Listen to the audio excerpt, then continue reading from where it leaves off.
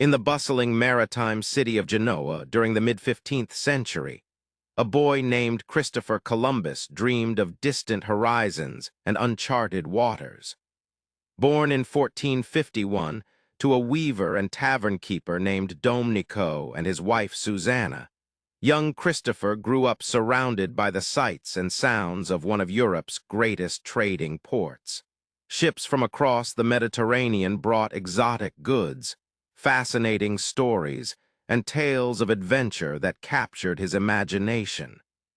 By the time he reached his 10th birthday, Columbus was already learning the ways of the sea, beginning a journey that would forever alter the course of human history.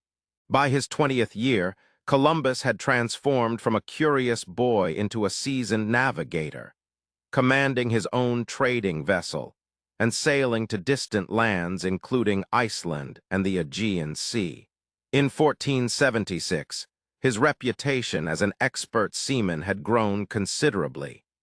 He married a Portuguese noblewoman named Philippa Manes Perestrello, and by 1480 they welcomed a son named Diego.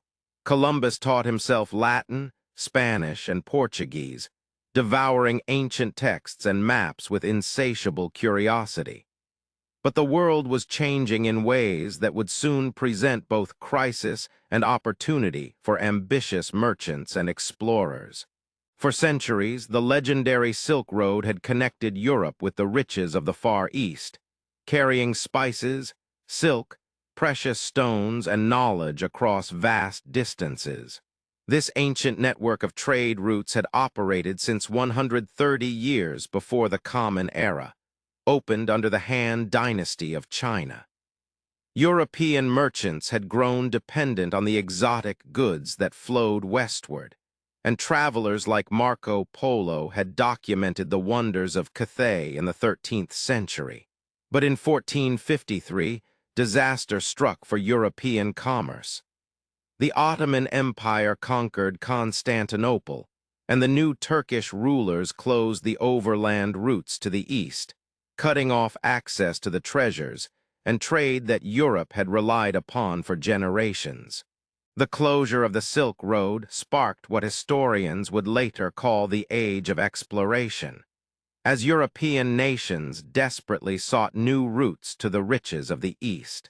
Portuguese mariners led the way, sailing southward along the African coast, searching for a passage to India and Cathay.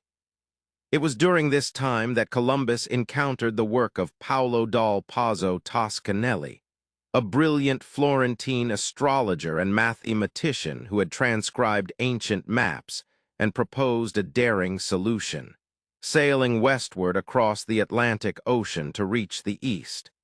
In 1474, Toscanelli sent Columbus a copy of his world map, planting the seed of an idea that would consume the ambitious navigator for the next 2 decades. Armed with Toscanelli's map, Marco Polo's writings, and his own calculations, Columbus developed a bold proposal. He would sail west to reach Cathay and establish a new trade route for European merchants. Around 1484, he approached King John II of Portugal with his plan. Columbus estimated the distance from the Canary Islands to Cathay at approximately 2,300 miles. The king's advisors, however, recognized a critical flaw in Columbus's mathematics. They correctly calculated that the actual distance was closer to 12,200 miles, and they rejected his proposal.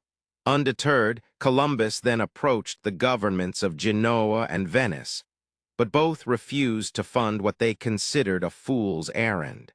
In desperation, Columbus turned to the Spanish monarchs Ferdinand II of Aragon and Isabella I of Castile. Initially, they too rejected his proposal, but something about the ambitious navigator intrigued them. Spain was embroiled in the Reconquista, a centuries-long campaign to drive the Moorish Muslims from the Iberian Peninsula. Despite their refusal, Ferdinand and Isabella paid Columbus a generous retainer to prevent him from taking his proposal to rival kingdoms.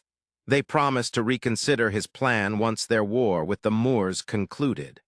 For nearly 8 years, Columbus waited, refining his plans and dreaming of the glory and riches that awaited across the Western Ocean.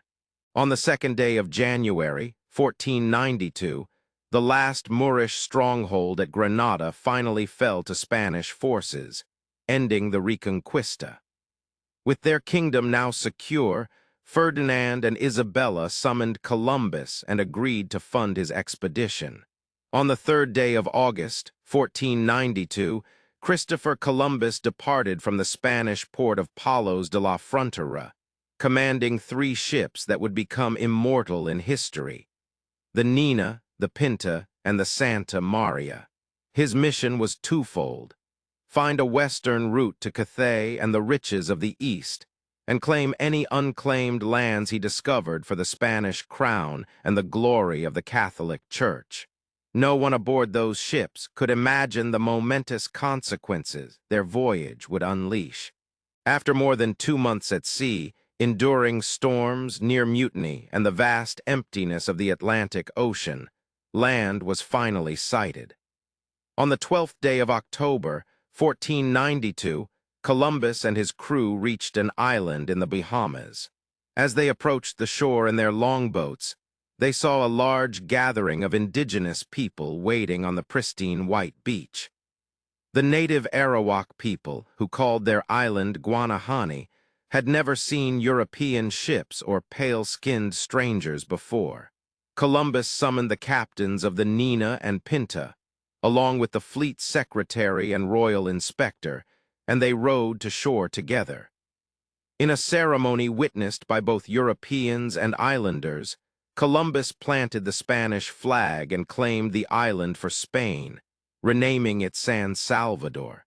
The initial encounter between the Europeans and the Arawak people was peaceful and marked by mutual curiosity.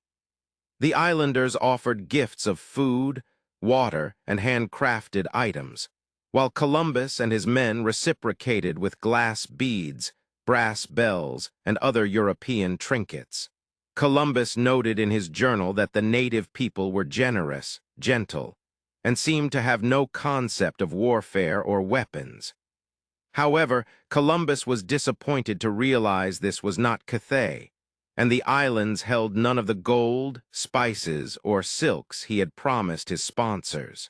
Determined to find the riches of the East, he sailed onward, exploring other islands including Cuba, which he believed must be part of the Asian mainland. Before returning to Spain, he established a small fortress settlement called La Navidad on the island of Haiti, leaving 39 men there with instructions to search for gold. When Columbus returned to Spain in March of 1493, he was greeted as a hero.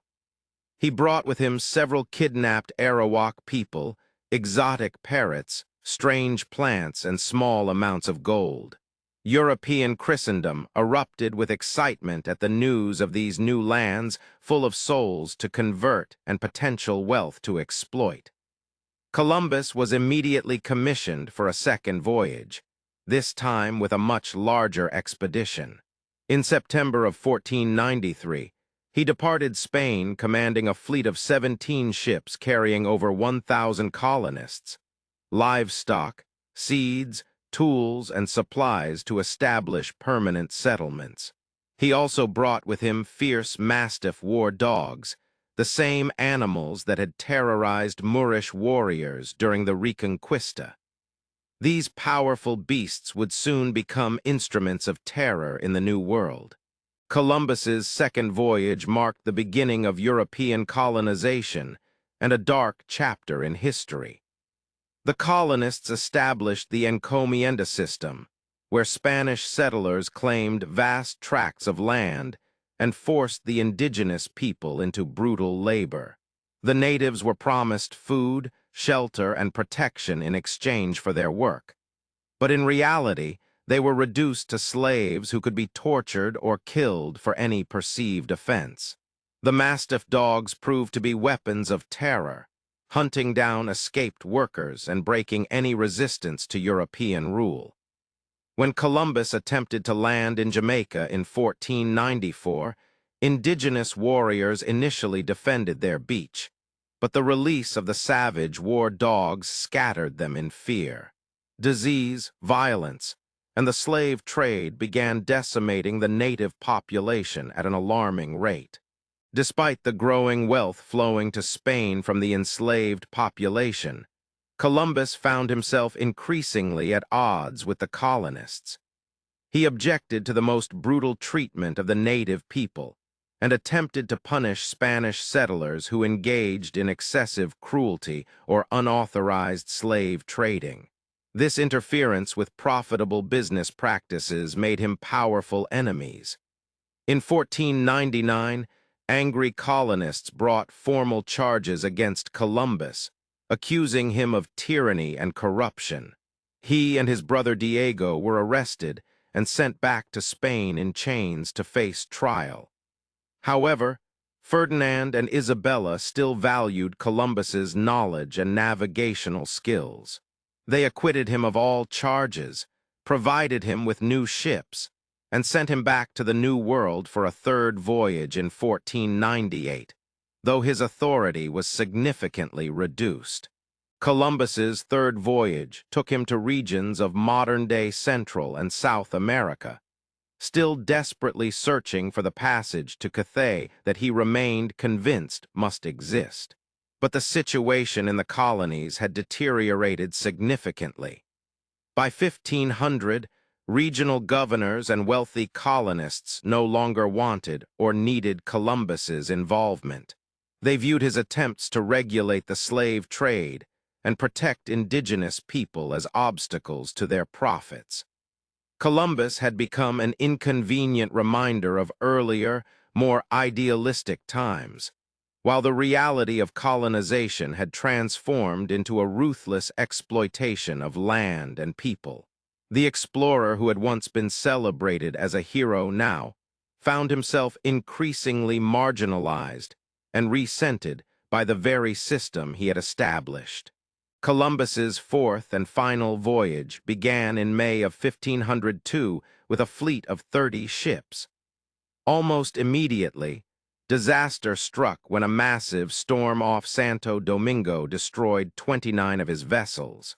Undeterred but with diminished resources, Columbus continued exploring the Caribbean, mapping the coasts of Honduras and Costa Rica with remarkable accuracy. However, fortune continued to elude him. Another powerful storm drove his remaining ship onto the rocky shores of Jamaica, where it was wrecked beyond repair. The indigenous people of Jamaica, who had suffered greatly under Spanish colonization, refused to provide any assistance. The regional Spanish governors, now openly hostile to Columbus, deliberately refused to send rescue ships. For over a year, Columbus and his crew were stranded, facing starvation and despair. In his darkest hour, Columbus devised a desperate plan. Using his astronomical knowledge and charts, he learned that a total lunar eclipse would occur on the 29th of February, 1504.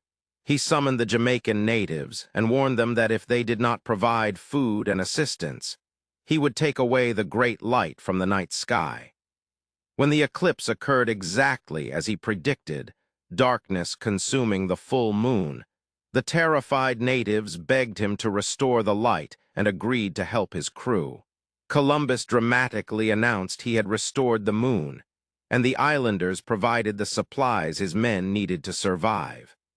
Eventually, through their own determined efforts and the help of loyal crew members who sailed a makeshift boat to Hispaniola, a rescue ship was finally sent.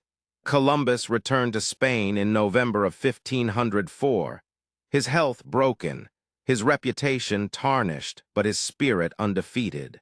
Christopher Columbus spent his final days in Valladolid, Spain, in declining health and relative obscurity. On the 20th of May, 1506, At the age of 54, he passed away, still believing he had found islands off the coast of Asia, never knowing he had actually encountered an entirely new continent.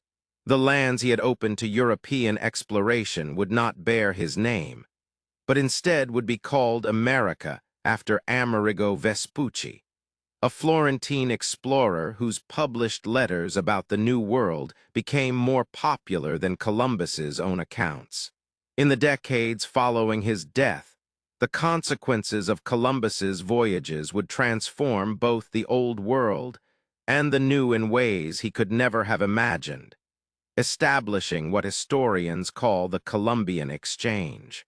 The Columbian Exchange transformed human civilization in profound and irreversible ways. Plants, animals, diseases, technologies, and ideas flowed between Europe and the Americas, reshaping agriculture, cuisine, and culture on both continents. European crops like wheat, grapes, and sugar cane were introduced to the Americas, while New World plants including potatoes, tomatoes, corn, and tobacco revolutionized European farming and diet. However, the exchange also brought devastating diseases like smallpox, measles, and influenza to indigenous populations who had no immunity, causing catastrophic population declines. European livestock, technologies, and weapons transformed Native American societies, while the influx of American silver and gold fundamentally altered the European economy. The modern world, as we know it, was born from these exchanges, for better and worse. Today, the legacy of Christopher Columbus remains one of the most debated topics in history. In the 19th century, the American author Washington Irving published his largely fictional biography of Columbus, transforming the explorer into an American folk hero who had bravely proven the earth was round and discovered America. This romantic narrative led to the establishment of Columbus Day as a United States holiday in 1906, particularly embraced by Italian-American communities seeking recognition and acceptance in their adopted homeland. However, beginning in the 1970s, historians and indigenous advocacy groups began re-examining Columbus's voyages and their catastrophic impact on Native American populations. The debate continues today between those who honor Columbus as a courageous explorer who connected two worlds and those who view him as a symbol of colonization, exploitation, and genocide. Understanding Christopher Columbus requires examining him within the context of his time, while acknowledging the profound consequences of his actions. He was a product of 15th-century European Christian culture, acting as most of his contemporaries would have in similar circumstances, perhaps even more humanely than many conquistadors who followed him. He never claimed to have discovered America, never set out to commit genocide, and in fact often tried to prevent the worst abuses of the native populations. Yet his voyages undeniably opened the door to centuries of colonization, exploitation, and cultural destruction that devastated indigenous peoples across the Americas. The challenge for modern society is to acknowledge both the historical significance of Columbus's achievements and the terrible suffering that resulted from them, learning from this complex history, rather than simplifying it into comfortable narratives of either heroism or villainy. Enjoyed the video? Give it a thumbs up and don't forget to subscribe to the channel for more fascinating historical documentaries. We explore the complex stories of history's most influential figures and events, examining multiple perspectives to help you understand how the past shapes our present. Click that subscribe button and hit the notification bell so you never miss an episode. Share your thoughts about Columbus's legacy in the comments below. We love hearing different viewpoints and engaging in respectful historical discussions. See you in the next one.